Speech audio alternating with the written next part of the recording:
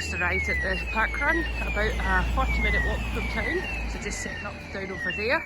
And you can pop in here to use the toilets. There's also a swimming pool and things. Unfortunately I don't have my swimsuit with me, which is super annoying. But I'll go in and have a wee wander anyway, kill some time before we start.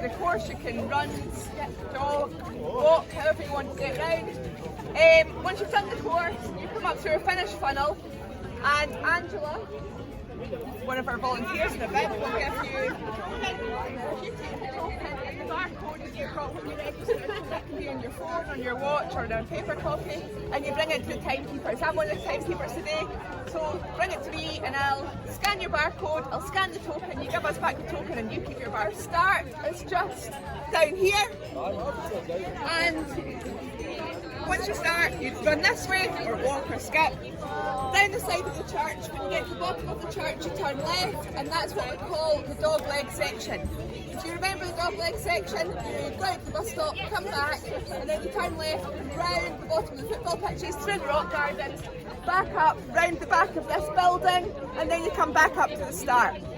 You do it all over again, and then when you get to the start for the third time, you've still got about 700-800 metres to go. So lots of people get here and they see everybody finishing and they get really excited, but you still have about 700 metres. Conditions today, I don't think we've got no ice, no debris or anything on the course, so that should be fine. Therefore, as if they go missing.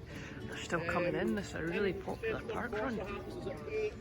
Defibrillator up at the Easterbrook Hotel, which is the big building the other side of there.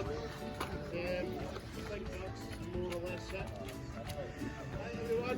3, 2, 1, go! And off we go. Crichton parkrun. Looks like a really good turnout. The weather's the usual Scottish weather.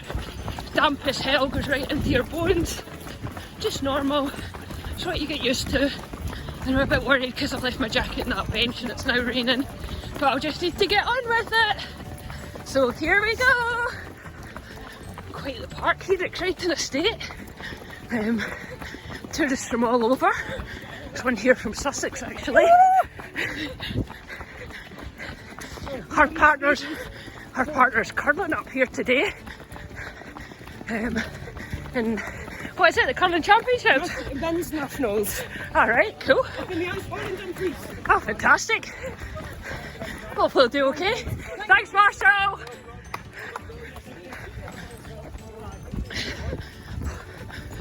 There's a bus stop. If you get tired during the parkrun, you can maybe jump in the bus.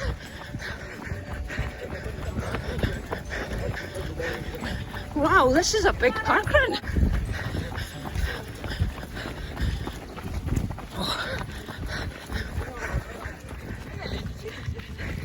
There's a little bit of trail here, just on the second lap. Having a great chat to Imogen, is that right? Yeah. And you were one awesome athlete. We're just having a great chat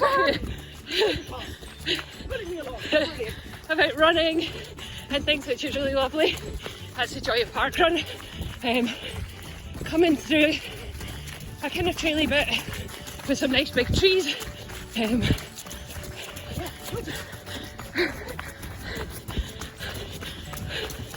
Like a rock garden. There's a few hills in this route. Not as bad as last week's in Dean Castle. What's your local parkrun, Imogen? It's Dumfries Wells, all Bexbury is the one that's running the parkrun. Oh, sorry. I mean, do you recommend those? Oh yeah, muddy. Bexbury not so much. One loop round the National Wellington. Dumfries Wells, 2 muddy laps up the hills. Sounds perfect. Oh, yeah. Sounds just my thing. Shout out for the volunteers standing in that rain. Thank you. Then along this nice avenue. Thanks to Walker.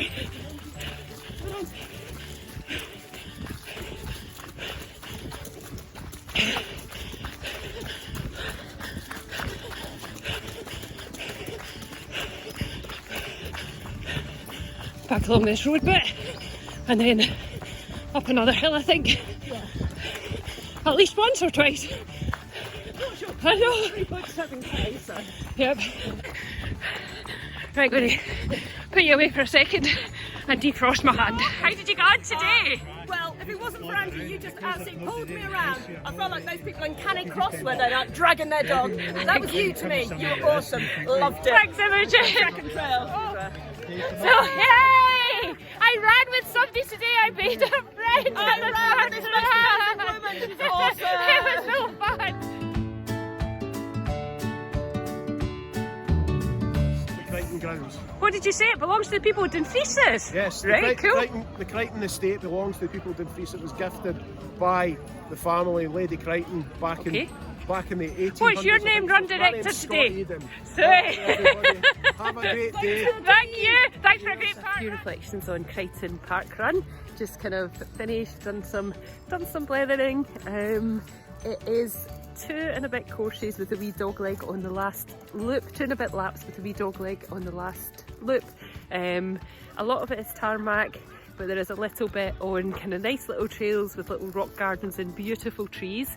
The estate is absolutely marvellous. It used to be a kind of centre for mental health, etc. So I'll need to kind of give a good read of that, the history of it later. But as you can see, it's absolutely beautiful. Today there were around 168 park runners, which is a great turnout. I was just asking Angela, one of the volunteers, whether it's students. She said it's just a great mix of people from every walk of life. So that's really inspiring. Here is Elizabeth Crichton, and I need to kind of read a bit more about her later on. I ran today's park run with Imogen, which was a delight. We just got chatting at the start and ran the whole route together, so that was really nice to have company. It's one of those park runs that I'll need to come back on a sunnier day, because this place must be absolutely marvellous in the sun. And there is the run director just putting the park run away, and just like that, park run's over for another Saturday. So I'll just take a wander into Dumfries now. And just to add, in this building here there are toilets that you can use before the park run. There's a cafe, there's also a swimming pool and a sauna and steam room. And you can use that for about £6.50 if you want to after the park run.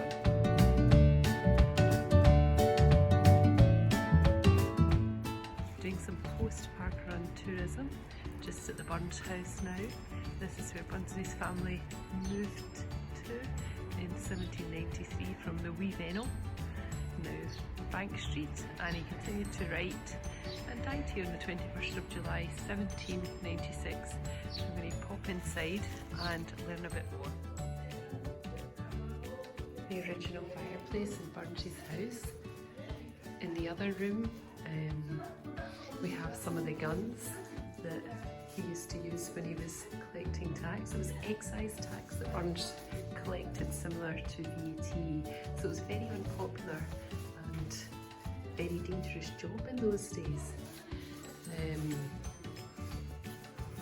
He used to travel 200 miles on a horse every week, so he had a really tough life. He died at 37, but Jean lived here for another 30 years, and then one of her sons bought the house and gifted it, so that's why it's still kind of here as a museum to Burns. This is a little study where Burns wrote his poems.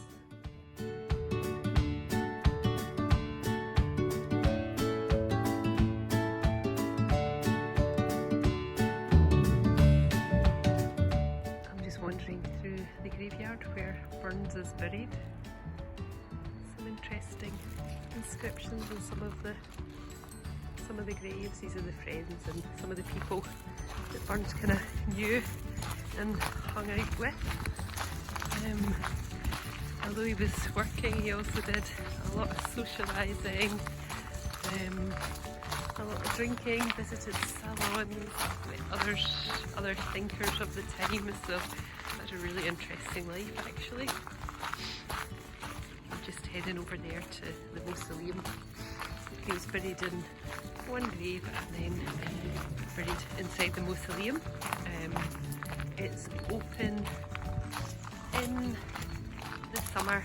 You can go inside when the little museum that I've just come out has some more people on duty. Just now you can just see it from the outside.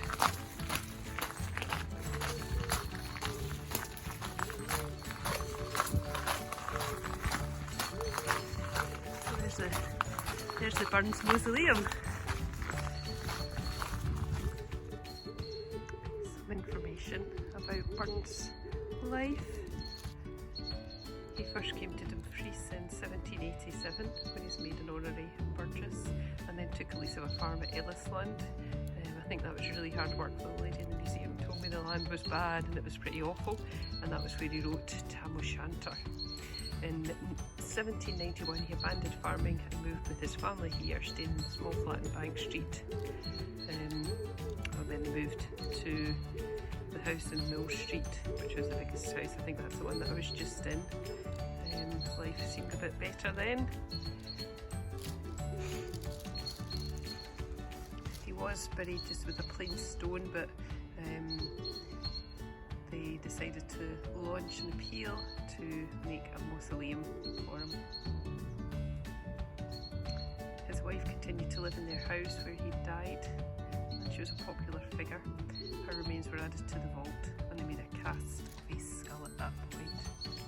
He was 5'10", so he's pretty tall and kind of cut quite a figure around town, dressed in a decent suit of dark clothes.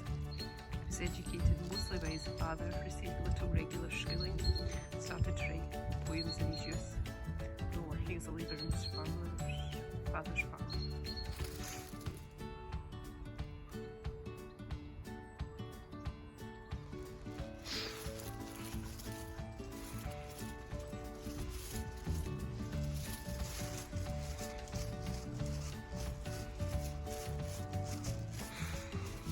When the Wordsworths visited Burns' grave, they couldn't even find it, but they would be able to find it if they were to come back now.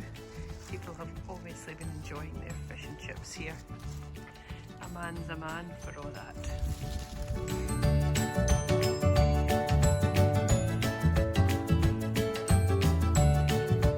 And back across the suspension bridge, this is the River Nith.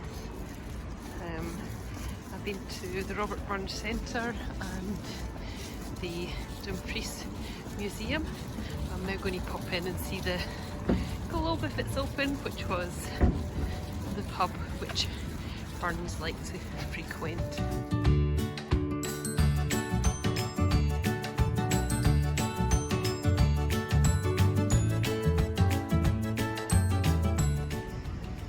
So just heading on the train from Dumfries to Carlisle, where I'll then get a flixbus back to Edinburgh, since the trains are quite expensive. Yeah, nice little stay. Though the grumpiest woman in the world just sold me my ticket. Wow, it was so grumpy. All I asked for was a ticket, I didn't say anything wrong.